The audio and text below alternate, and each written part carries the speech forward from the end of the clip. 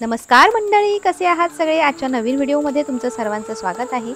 आज गौरी पूजनाचा दुसरा दिवस आहे आणि आज आहे माझा पहिला ओवसा। आज मी तुम्हाला दाखवणार आहे आमच्या गावामध्ये ओवसा कसा भरतात। चला तर मग आजच्या व्हिडिओला सुरुवात करूया।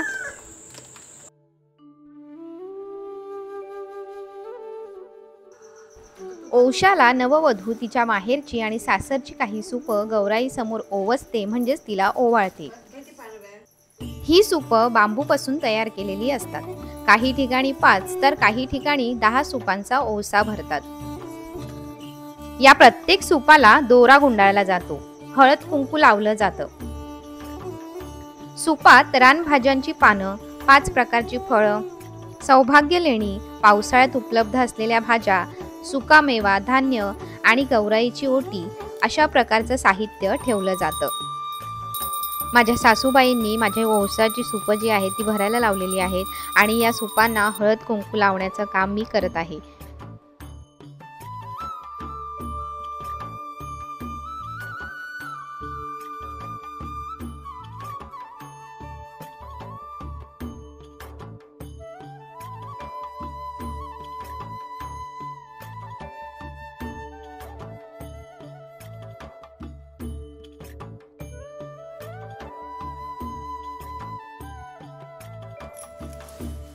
सौभाग्य लेणं म्हणून सुपामध्ये हिरव्या बांगड्या सुद्धा ठेवल्या जातात।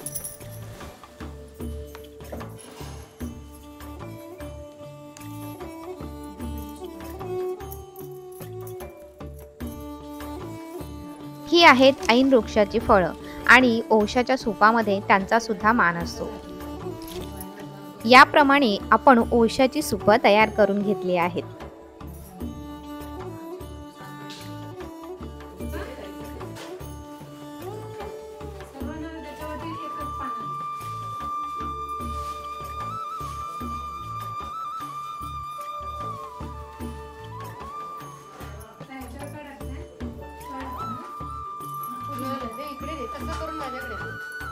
सूप तयार झाल्यानंतर मीही छान तयार झाले आणि मग ओवशाचा कार्यक्रम सुरू झाला। ओवसा भरण्यासाठी माझी 10 सूप तयार केली होती आणि त्याच्या आधी 5-5 सूपांना आपल्याला ओवसून घ्यायचं आहे। त्यासाठी 5 सुवासिनींची गरज असते। याप्रमाणे सूप एकावरती एक ठेवून त्यानंतर एकावर एक हात ठेवून सूप आणि हातांच्या मधल्या भागामध्ये आळूचं पान ठेवलं जातं आणि हातांवर दही, तांदूळ आणि पाणी घालून गोल गोल फिरवून खाली सुवासिनींच्या हातामध्ये सोडलं जातं। सर्वांच्या हातावर हे पदार्थ पडून खाली पानामध्ये साचले जातात।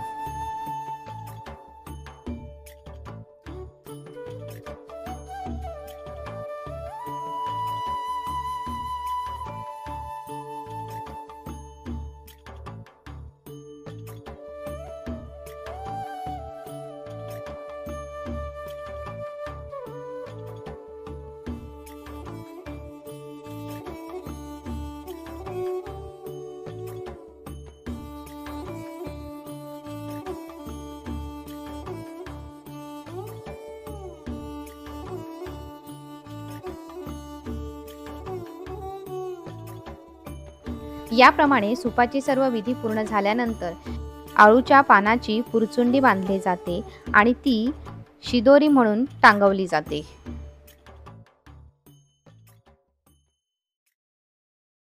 यानंतर घरातील सर्व सुवासिनी गौरी मातेची पूजा करून तिचा ओवसा भरतात।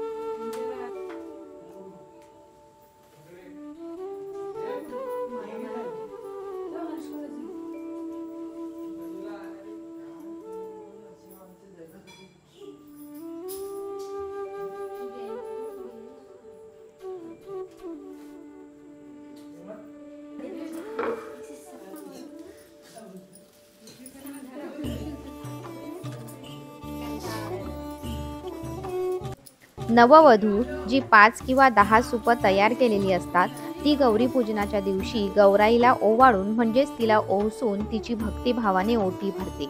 आणि त्याचप्रमाणे मी सुद्धा माझी जी 10 सुपं आहेत ती 10 सुपं गौराईला ओवाळून घेतली आणि तिची ओटी भरली.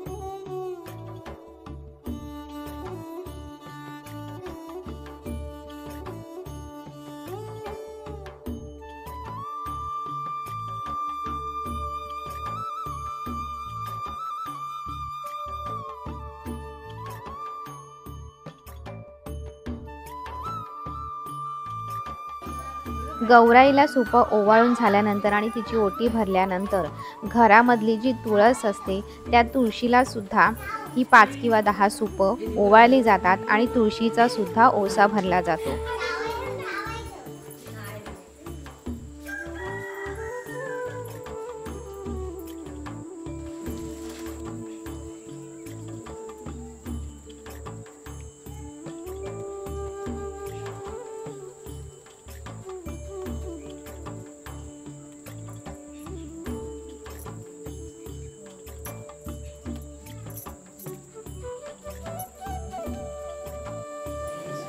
माझी ही 10 सुपं मी तुळशी मातेला ओवाळण्यासाठी आणि तिचा ओंसा भरून घेण्यासाठी चाललेली आहे.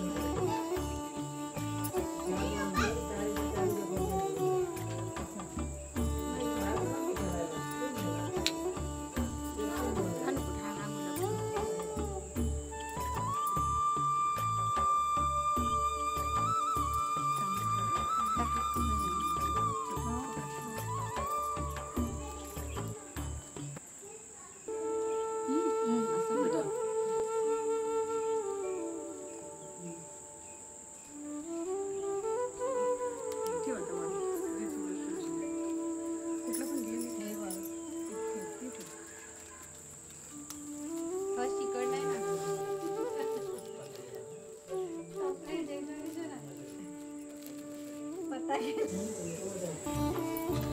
तुळशी मातेनंतरचा पुढचा मान असतो नवरोबांचा.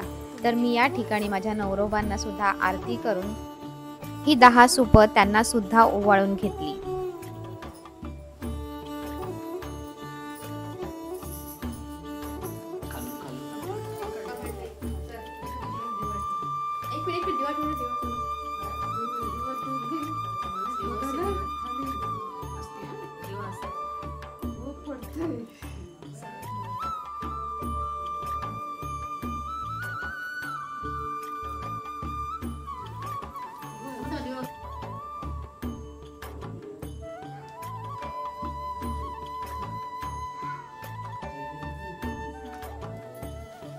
नवरोबांना ओवाळून झाल्यानंतर मी गौरी मातेचा ओसा भरला.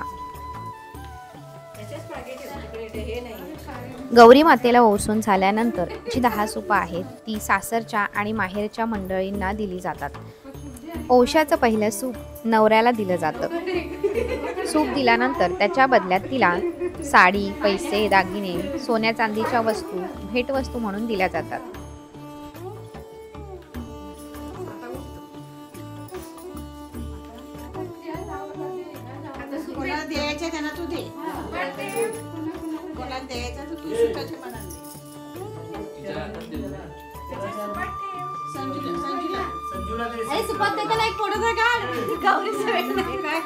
मला ओशाची भेटवस्तू म्हणून मिळाले सोन्याचे कानातले.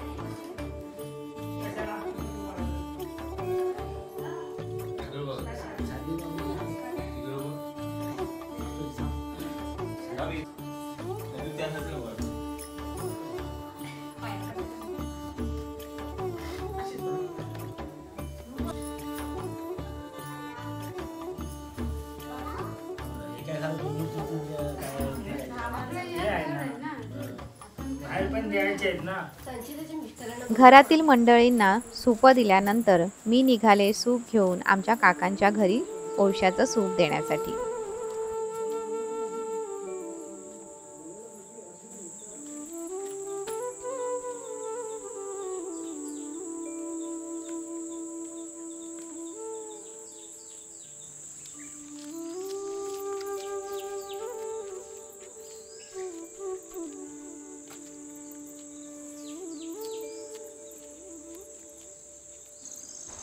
काकांच्या घरासमोरून असा सुंदर असा निसर्गाचा देखावा बघायला मिळतो.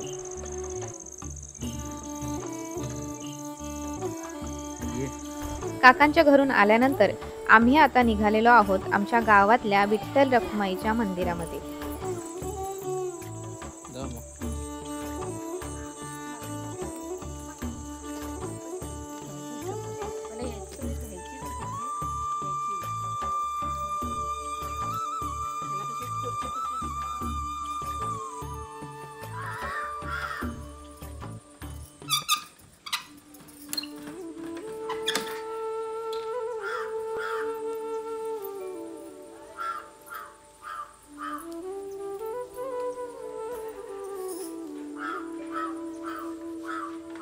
हे आहे आमच्या गावातलं विठ्ठल रखुमाईचं मंदिर आणि आम्ही आलो आहोत रखुमाईचा ओसा भरायला.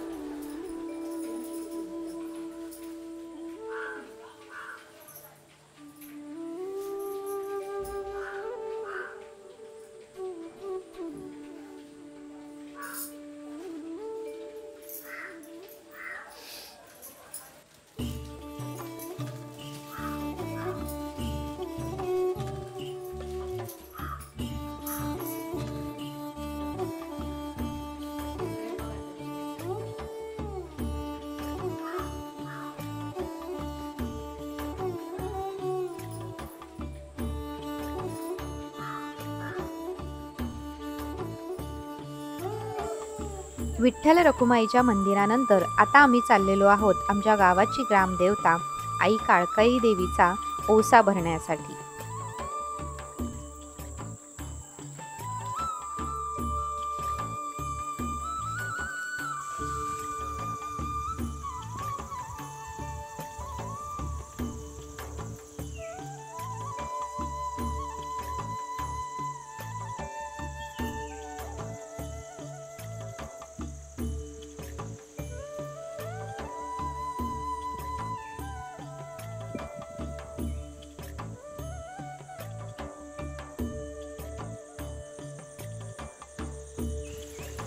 हे आहे आमच्या ग्रामदेवतेचं मंदिर।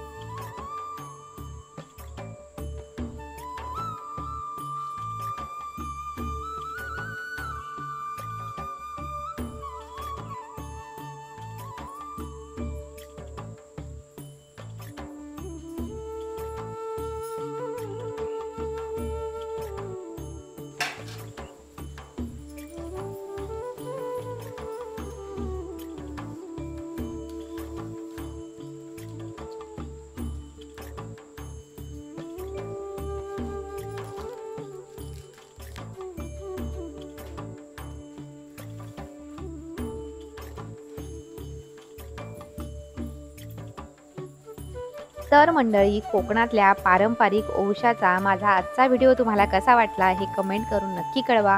पुन्हा भेटूया नवीन व्हिडिओ सोबत। तोपर्यंत स्वस्त रहा, मस्त रहा, मस्त खा आणि आनंदी रहा।